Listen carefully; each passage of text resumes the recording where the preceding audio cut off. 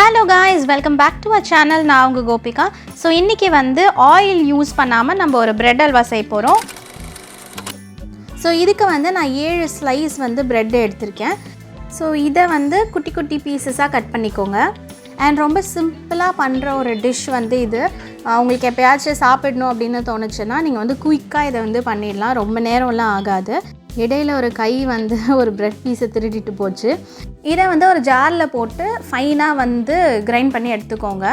Bread piece எடுத்து சாப்பிட்டா மட்டும் நான் சும்மா விடுவேனா, அதனால் கொஞ்சம் வேலை செய்யறதுக்கும் ஒரு அசிஸ்டண்ட்டை பக்கத்தில் வச்சுருக்கேன்.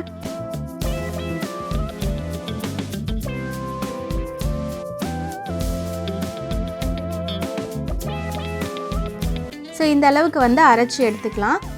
தென் ஒரு கடாய் வச்சுக்கோங்க. அதில் 2 டேபிள் ஸ்பூன் நெய் ஆட் பண்ணியிருக்கேன். இதில் முந்திரி கொஞ்சம் சாப் பண்ணி வச்சுருக்கேன். அதை போட்டு நல்லா செவக்கிற அளவுக்கு அதை வறுத்து எடுத்துக்கோங்க. எப்பயுமே பிரெட் அல்வா பண்ணுறதுக்கு பிரெட்டு ஆயிலில் பொரிச்சு எடுப்பாங்க. ஆயிலில் இல்லை கீயில் ஃபுல்லாக பொரிச்சு ரொம்ப எண்ணெயாக இருக்க மாதிரி இருக்கும். ஸோ அது இல்லாமல் நம்ம பண்ணுறோம், அவ்வளோதான். சேம் அந்த நெய்லேயே நம்ம அரைச்சி வச்சுருக்க இந்த ப்ரெட்டையும் ஆட் பண்ணிக்கலாம். ஆட் பண்ணி நல்லா வறுக்க போகிறோம். கொஞ்சம் ஒரு மீடியம் ஃப்ளேமில் வச்சுட்டு இதை வறுத்துட்டே இருக்கணும். நம்ம கிளறி விட்டுட்டே இருங்க.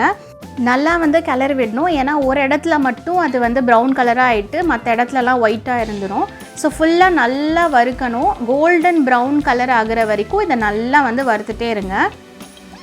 ஸோ இந்த மாதிரி ஆனதுக்கப்புறமா இதை வேறு ஒரு பாத்திரத்துக்கு ட்ரான்ஸ்ஃபர் பண்ணிவிடுங்க. தென் சேம் கடாயில் 1 கிளாஸ் அளவுக்கு நான் சர்க்கரை எடுத்திருக்கேன். அதுக்கு 3 கிளாஸ் அளவு தண்ணி ஊற்றிருக்கேன். தென் அதுக்கப்புறமா ஒரு 3 ஏலக்காய் நல்லா இடித்து அதையும் ஆட் பண்ணிக்கோங்க. நல்லா கிளறி விட்டதுக்கப்புறமா அது கொதிக்க ஸ்டார்ட் பண்ணும். கொதிக்க ஸ்டார்ட் ஆனதுக்கப்புறமா மீடியம் ஃப்ளேம்லேயே வச்சு ஒரு 5 நிமிஷம் கொதிக்க விடுங்க. 5 மினிட்ஸ் கொதிச்சதுக்கப்புறமா நம்ம அரைச்சி வச்சுருக்க ப்ரெட்டை இதில் ஆட் பண்ணிக்கலாம். ஆட் பண்ணிவிட்டு நல்லா கிளறிக்கோங்க. கிளறிட்டு லோ ஃப்ளேமில் வச்சு ஒரு 5 மினிட்ஸ் இதை வேக வைங்க. அப்பப்போ கொஞ்சமாக கிளறி விட்டுக்கோங்க.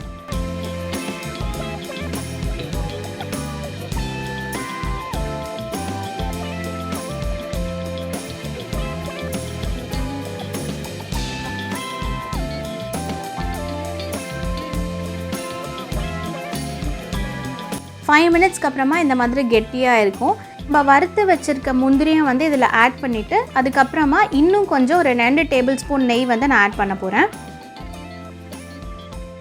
ஒரு தடவை நல்லா கிளறி விட்டுக்கோங்க.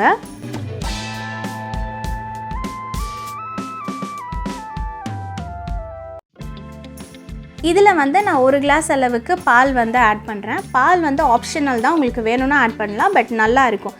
பால் ஆட் பண்ணிங்கன்னா அன்றைக்கே இதை சாப்பிட்டுடுற மாதிரி இருக்கும். ஸோ பால் ஆட் பண்ணிவிட்டு நல்லா கிளறி விட்டுக்கோங்க.